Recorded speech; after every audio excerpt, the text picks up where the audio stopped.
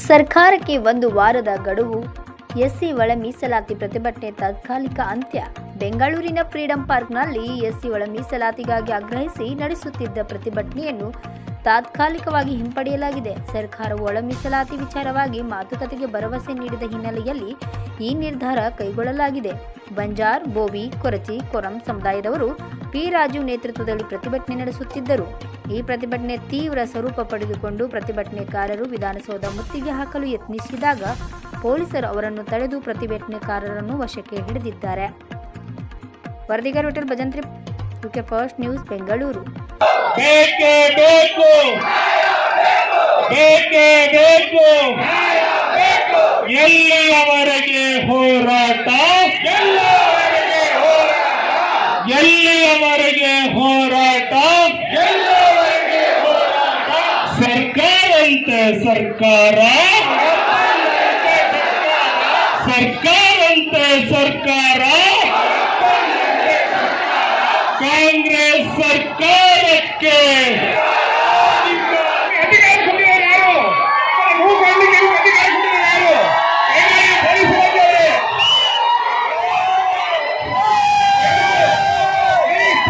ಪೊಲೀಸರು ಕಾನೂನು ಸುವ್ಯವಸ್ಥೆಯನ್ನು ಕಾಪಾಡಿಸಬೇಕೆಂದರೆ ನಮ್ಮಲ್ಲಿ ಮನವಿ ಮಾಡ್ತಾ ಇದ್ದೀವಿ.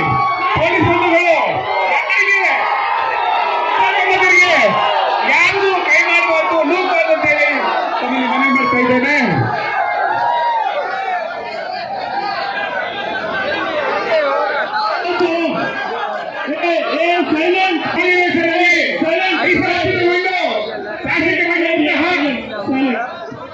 ಸೈಲೆಂಟ್ ಸಾಂಬ್ಳು. ಪೊಲೀಸರು ಕೇಳಿ, ಪೊಲೀಸರು ಕೇಳಿ, ನಮ್ಮ ಸರ್ಕಾರಕ್ಕೆ ನಮ್ಮ ಮನವಿ ಸರ್ಕಾರಕ್ಕೆ ಕೇಳಿಲ್ಲ. ಇನ್ನು 15 ನಿಮಿಷ. ಈಗ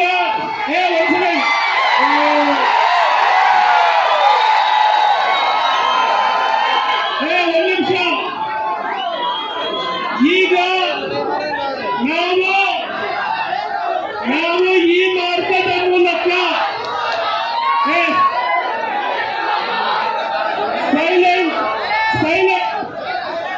ನಾವು ಸ್ವಾಮೀಜಿಗಳನ್ನ ಕರ್ಕೊಂಡು ಈ ಮಾರ್ಗದ ಮೂಲಕ ವಿಧಾನಸೌಧ ಮುತ್ತಿಗೆಗೆ ಹೋಗ್ತೇವೆ. ಸ್ವಾಮೀಜಿಗಳ ಮುಂದೆ ಆಗಲಿ, ಅವ್ರ ಹಿಂದೆ ನಾವು ಈ ಮಳೆಯಲ್ಲೇ ನಡ್ಕೊಂಡು ಹೋಗೋಣ.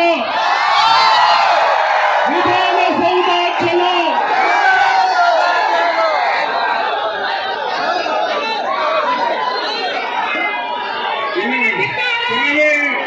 ವಿಧಾನಸೌಧ